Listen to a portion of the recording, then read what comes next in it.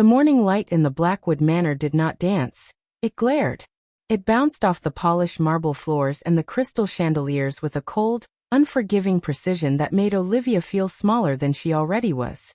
At 45, Olivia was a woman of quiet elegance, her face holding the kind of gentle wisdom that came from a decade of teaching literature to eager minds. But in this house she was not a teacher nor a scholar. She was a ghost. Olivia stood in the expansive kitchen, her fingers moving rhythmically as she whisked eggs for a breakfast she wasn't permitted to eat at the main table. Across the granite island sat Sophia, her sister-in-law, draped in a designer silk robe that probably cost more than Olivia's entire annual teaching salary used to be. Sophia was scrolling through her phone, her lips curled in a permanent expression of mild disgust. "The help is running late again, I see," Sophia said, her voice like shards of ice. She didn't look up. "Oh wait, that's just you, Olivia. I constantly forget you aren't on the payroll." Olivia didn't flinch. She had learned long ago that silence was her only shield. "Julian likes his eggs a certain way, Sophia. I wanted to make sure they were right." Sophia let out a sharp, mocking laugh. "Julian likes things that are high class, Olivia. Something you, with your public school background and your noble poverty, will never truly grasp.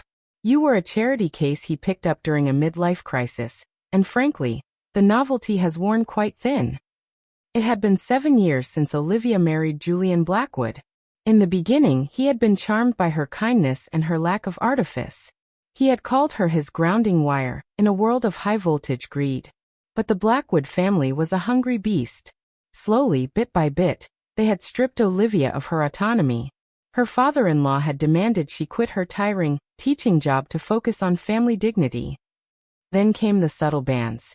She was not to attend board meetings, she was not to offer opinions on investments, and she was certainly not to speak to the press.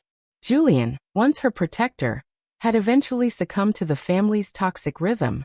He grew colder, his eyes shifting from admiration to a glazed indifference.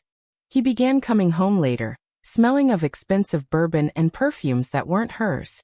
As Olivia plated the breakfast, Julian walked in, adjusting his gold cufflinks.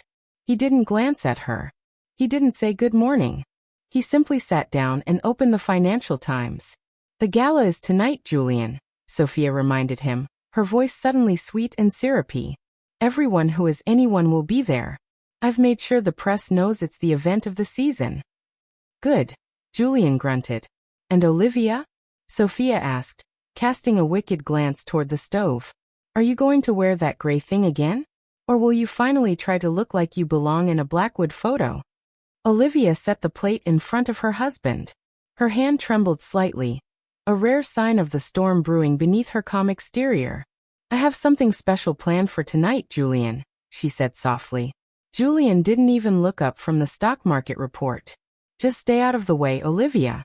Don't make things awkward." Awkward. The word hung in the air like a death sentence.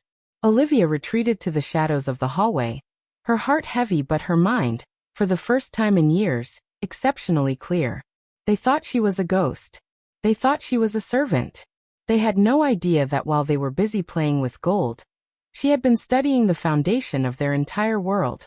Following Julian's dismissal at breakfast, Olivia retreated to the one place in the Blackwood Manor where the air felt breathable. Her private study, tucked away in the north wing, far from the mahogany-paneled corridors and the portraits of stern ancestors. It was a room Julian rarely visited. To him, it was a sanctuary of womanly hobbies. Knitting, scrapbooking, and perhaps reading poetry. He couldn't have been more wrong. Olivia locked the door and moved toward her desk. She didn't reach for a ball of yarn. Instead, she sat before a high-end laptop with triple-layer encryption, a machine she had purchased with the small inheritance her father had left her. Money the Blackwoods hadn't bothered to track because it was insignificant by their standards. She took a slow breath, centering herself. For 7 years, the Blackwoods had treated her like an intellectual lightweight, a simple schoolteacher who had won the marriage lottery. They assumed her silence was submission. In reality, her silence was an observation post. As a teacher, Olivia had mastered the art of listening to what wasn't being said. In the manor, she had listened to Julian's drunken boasts about offshore accounts, Sophia's careless chatter about regulatory loopholes, and her father-in-law's aggressive strategies to crush smaller competitors. On the screen, a complex web of financial data flickered to life. Olivia wasn't just a teacher. She had a master's degree in mathematical logic, a detail Julian had forgotten shortly after their honeymoon. Over the last 5 years, she had watched the Blackwood Empire grow bloated and reckless. They were masters of the big deal, but they were sloppy with the small print. Julian, in his arrogance, had begun taking massive loans from a shadow entity, known only as Vesper Holdings, to fund his increasingly extravagant lifestyle and his failing real estate ventures. He thought he was playing the market. He didn't realize the market was playing him. 51%. Olivia whispered to the empty room. That was the number. Through a series of intricate shell companies and brilliant legal maneuvers, Olivia, operating under the pseudonym Vesper, had quietly acquired the majority of the Blackwood family's corporate debt. She didn't just hold their money, she held their future. Every time Julian stayed out late with a new mistress, every time Sophia insulted her parentage, Olivia simply moved another piece on the digital chessboard. A knock at the door startled her. She minimized the screens with a swift keystroke. "Who is it?" she asked, her voice returning to its soft, submissive tone. "It's Martha, ma'am," the head housekeeper whispered through the door. "The dressmaker has arrived with Miss Sophia's gown for the gala. She's demanding you come to the fitting room to help." Help was a euphemism for serve as a pincushion or a mirror holder. Olivia stood up, smoothing her simple cotton skirt. "I'll be right there, Martha." In the fitting room, Sophia was a whirlwind of vanity. She stood on a pedestal, draped in a gown of midnight blue silk, encrusted with sapphires. "Hold the train, Olivia. Don't let it touch the floor. It's more expensive than your life," Sophia commanded, admiring herself in the three-way mirror.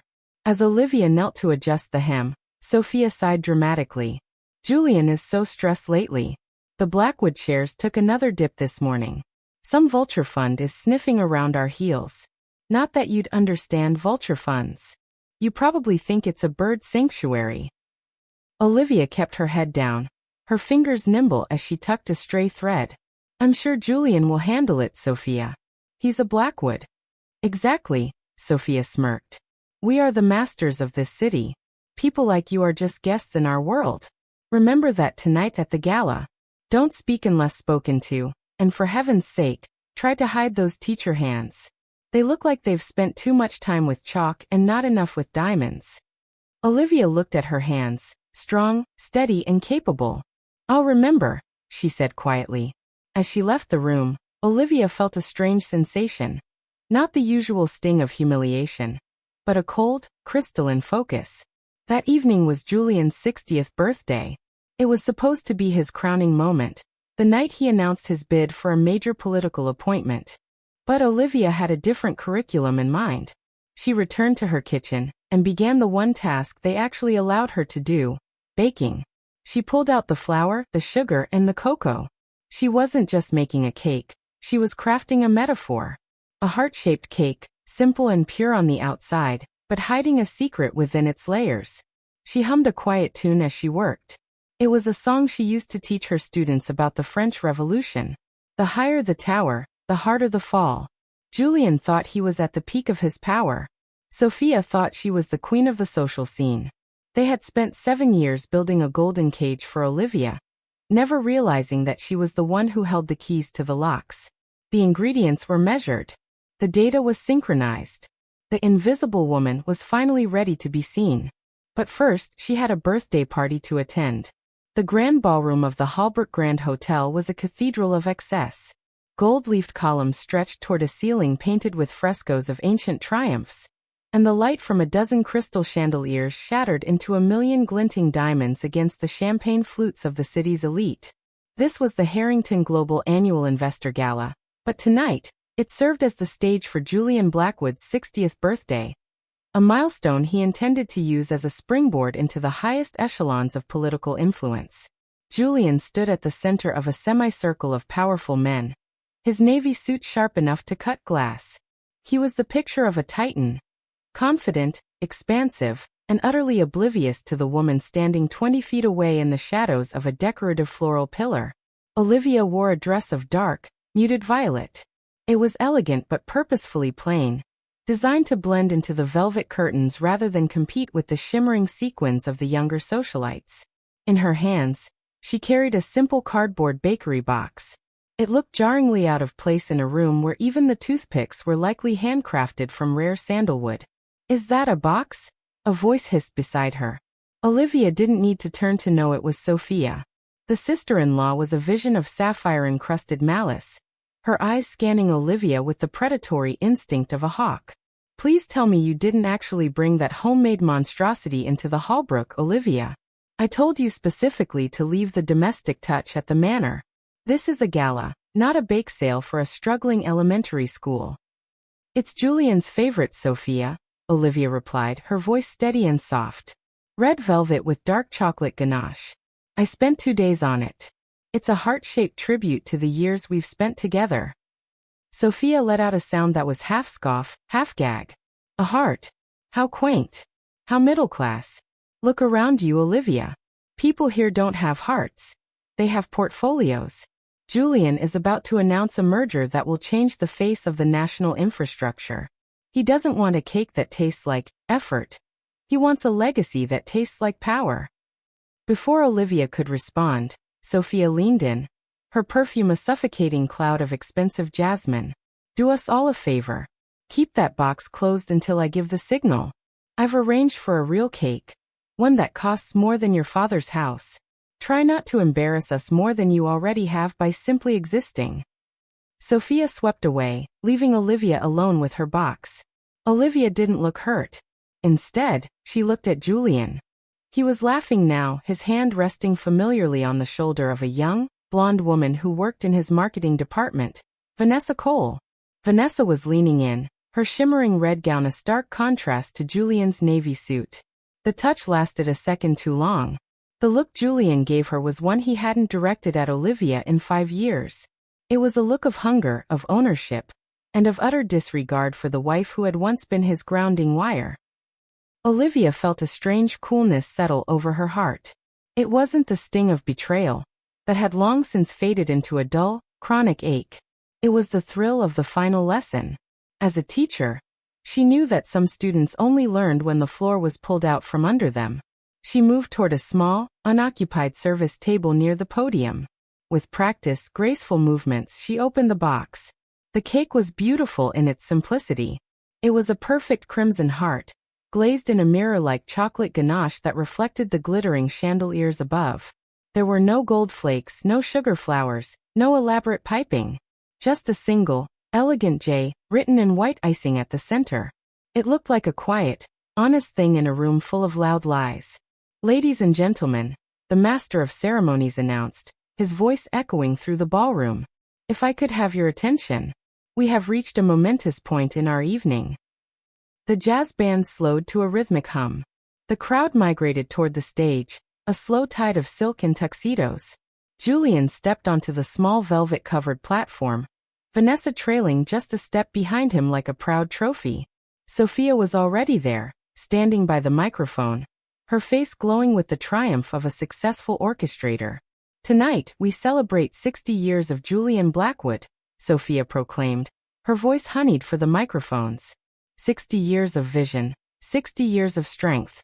And as we look to the future of the Blackwood Empire, we must acknowledge the sweetness of our success.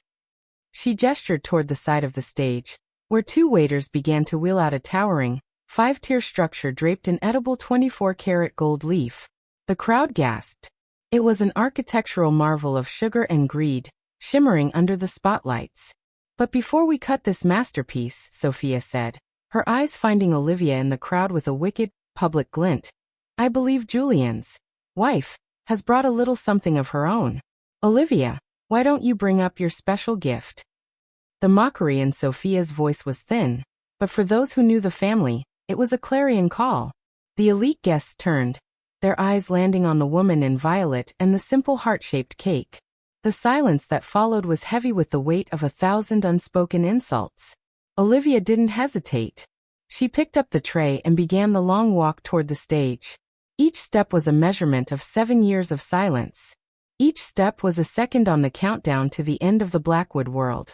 She reached the podium and set the heart-shaped cake down on the table, right next to the golden tower. Beside her, Julian didn't even look at her. He was looking at Vanessa, his smile wide and vacuous. Sophia stepped toward the microphone again, her hand hovering over Olivia's humble creation. "Look at this," Sophia said, her voice dropping to a theatrical whisper that carried to the back of the hall. "A heart. How sweet. How insignificant." The final lesson was about to begin.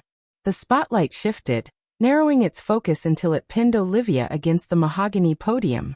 In the hypervivid clarity of the ballroom, she looked like a charcoal sketch in a room full of oil paintings. To her left, the 5-tier golden monstrosity shimmered with an aggressive, almost blinding light. To her right, Sophia stood with the microphone gripped in a gloved hand, her sapphire jewelry catching the flashbulbs of the society photographers. Sophia let out a soft, melodic giggle, the kind of sound that usually preceded a social assassination. "It's almost poetic, isn't it?" Sophia addressed the crowd, her voice amplified to every corner of the Holbrook Grand. "In a room full of the city's most influential investors, my brother's wife brings us a homemade cake. A heart." She leaned down, squinting at the simple chocolate J iced onto the ganache. "It's so small, so fragile, much like Olivia's understanding of the world we inhabit." A ripple of nervous laughter moved through the front rows. Julian, standing beside Vanessa, finally looked at Olivia. But there was no warmth in his gaze, only an acute sense of embarrassment. He adjusted his silk tie, his face flushing a deep, angry red. "Julian," Olivia said softly, her voice barely carrying to the microphone. "I made this for you. I wanted to remind you of where we started." Julian's jaw tightened. "Now isn't the time for nostalgia, Olivia," he hissed, low enough that only those on stage could hear. "Look at the guests. Look at the press. You're making us look like commoners." Sophia didn't wait for Julian to finish. She stepped between the couple, her eyes gleaming with a manic sort of triumph. She had spent 7 years trying to erase Olivia, and tonight was the final stroke of the pen. "The Blackwood Empire is built on gold, power, and foresight," Sophia declared, her voice rising to a dramatic crescendo. "We do not have room for reminders. We do not have room for things that are basic or humble or cheap." With a sudden, violent movement, Sophia reached out. Her hand didn't go for a knife. It went for the edge of Olivia's tray. With a sharp, practiced flick of her wrist, she sent the heart-shaped cake flying. The ballroom seemed to hold its breath as the cake tumbled through the air. It hit the side of a heavy, velvet-lined trash bin near the stage with a dull, wet thud. The dark chocolate ganache splattered against the bin's rim, and the red velvet center, Olivia's 2 days of labor, crumbled into the refuse. The silence that followed was absolute. It was the kind of silence that usually follows a horrific accident. Then Julian laughed. It started as a low chuckle in his throat and grew into a full-throated roar of amusement. "Well," he gasped, wiping a mock tear from his eye, "I suppose that settles the question of heart versus gold. Doesn't it?" Following Julian's lead, the crowd erupted. It was a cruel, collective bark of laughter from the most powerful people in the city. Vanessa Cole leaned into Julian's side, her delicate hand covering her mouth as she giggled. Sophia stood at the center of it all, beaming like a victorious general. "Waiters!" Sophia shouted over the noise. "Bring the Blackwood gold to the center. Let us taste what real success looks like." Olivia stood perfectly still. She didn't cry. She didn't look at the trash bin where her heart lay in pieces. She didn't even look at Julian. Instead, she reached into her small, violet clutch and pulled out her phone. Her thumb hovered over a single icon on the screen. A dark, stylized V for Vesper. On stage, Sophia was handing the ceremonial silver knife to Julian. He took it with a flourish, positioning himself in front of the gold-leaf tears. "To the Blackwood future." Julian toasted, raising the knife. "To the Blackwood future," Olivia whispered, her voice a cold, sharp contrast to the celebratory roar. She tapped the screen. In an instant, the digital infrastructure of the Holbrook Grand Hotel buckled. The celebratory Blackwood at 60 slideshow that had been looping on the massive LED screens surrounding the ballroom froze. The upbeat jazz music died, replaced by the ominous, low-frequency hum of a server under stress. Julian stopped, the knife inches from the gold frosting. He frowned, looking up at the nearest screen. The image of Julian in his youth vanished. In its place, a live, flickering stock ticker appeared, glowing in an angry, electric red. The letters BWD, Blackwood Developments, were flashing. Beside them, the numbers were not just falling, they were evaporating. What is this? Julian barked, turning to the wings of the stage. Who changed the feed? Sophia's smile vanished, replaced by a mask of confusion. It's probably just a technical glitch, Julian. Keep cutting. But the screens weren't finished. The stock ticker shifted to the right, making room for a legal document that scrolled upward with relentless speed. At the top of the document, in bold, undeniable letters, were the words, "Notice of Accelerated Debt Recovery." Beneath it, the name of the creditor appeared, Vesper Holdings. Olivia stepped forward, reclaiming the microphone from a stunned Sophia. Her posture had shifted. The teacher was gone.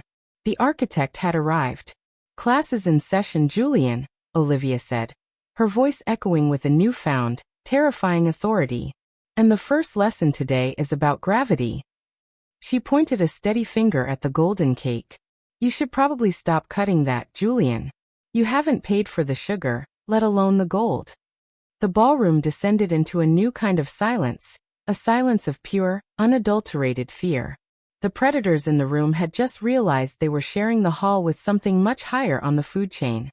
The electric red glow of the plummeting stock ticker bathed the ballroom in a bloody hue. The elite of the city, the men and women who had roared with laughter just moments ago, now clutched their pearls and champagne flutes in a state of paralyzed shock. Julian stood frozen, the silver knife still trembling in his hand. He looked at the screen, then at Olivia, his brain struggling to bridge the gap between the invisible wife he had dismissed and the titan named Vesper who was currently dismantling his life. "Olivia, what have you done?" Julian's voice cracked, the baritone of authority replaced by a thin, desperate rasp. "I didn't do this, Julian," Olivia replied, her voice calm and terrifyingly clear over the speakers. "You did. You spent 7 years believing that power is something you inherit, or wear like a tailored suit. You forgot that real power is built in the silence you ignored." Sophia finally found her voice, though it was shrill with panic. "You're lying. You were a teacher. You lived on a pittance. You don't have the resources to trigger a recovery notice. This is a hack. Security. Remove her." As if on cue, a team of 6 men in dark suits entered the ballroom from the main entrance. They didn't move toward Olivia. Instead, they fanned out in front of the stage, facing the crowd and the Blackwoods. "They aren't hotel security, Sophia," Olivia said, casting a glance at the men. "They are the enforcement arm of Vesper Holdings. And this hotel? As of 5 minutes ago, it's no longer a Harrington property. I called in their mezzanine debt this morning. I own the walls you're standing in." Olivia stepped toward Julian, her violet dress flowing like a bruise across the stage. She reached into her clutch one last time, and pulled out a small, encrypted tablet. She tapped it, and the massive screens behind her changed again. A legal organizational chart appeared, showing 100 small companies, the very ones Julian had crushed or acquired over the years, all funneling into one apex predator, Vesper. "You called me an unnecessary element, Sophia," Olivia said, turning to her sister-in-law. "But in mathematics, the most dangerous element is the one you fail to account for. I've spent 7 years auditing your greed. I know every offshore account, every bribe Julian paid to the zoning board, and every cent you embezzled from the family trust to pay for those sapphires on your neck." The room gasped. Sophia reached for her throat, her face going pale as the sapphires suddenly felt like a noose. Julian dropped the silver knife. It hit the stage with a clatter that sounded like a gunshot. Why go this far? I gave you everything. A manor, a name, a life." "You gave me a cage, Julian," Olivia interrupted, her eyes finally locking onto his with a fire he hadn't seen since the day they met. "And you didn't even have the decency to be a loyal jailer. You traded my heart for gold, and tonight, I'm simply returning the favor." She pointed to the trash bin where the heart-shaped cake lay in ruins. That cake was the last bit of heart I had left for you. When you laughed as it hit the refuse, you signed the final decree. Julian Blackwood is no longer the CEO of Blackwood Developments.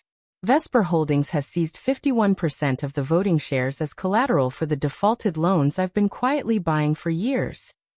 Olivia walked to the edge of the stage, looking down at Vanessa Cole, who had retreated into the crowd. Her red gown no longer looking like a trophy, but a target. Vanessa dear, don't worry. I'm sure Julian will still be charming when he's living in a one-bedroom apartment on the edge of town. After all, he's a Blackwood, right? Olivia turned back to Julian. She slowly twisted the diamond wedding ring off her finger. For a moment, it caught the light, a cold, hard stone. She didn't hand it to him. She tossed it into the trash bin, where it landed directly in the chocolate ganache of her broken cake. The gala is over, Olivia announced to the room. Please leave. My auditors need to begin the inventory of Blackwood assets, starting with the jewelry and the cars parked at the curb. The silence was replaced by the frantic sound of the elite scurrying for the exits, terrified of being associated with the falling empire. Julian slumped against the gold-leafed cake, his hand accidentally crushing the top tier. The gold leaf smeared against his palm, sticky and artificial. Olivia walked past him without a second glance. As she reached the ballroom doors, the head of her security team stepped forward. Where to now, ma'am? He asked. Olivia looked out at the city skyline, the lights twinkling like the chalkboard stars she used to draw for her students. To the manor, she said, a small, genuine smile finally touching her lips. I have a lot of books to pack. And tomorrow, I think I'd like to find a small school that needs a new library. I have a feeling I'm going to have a very large budget for it. She stepped onto the red carpet, the cool night air greeting her like an old friend. Behind her, the Blackwood name was already a memory. Ahead of her, Olivia was finally, undeniably, the only master of her own life. The lesson was over.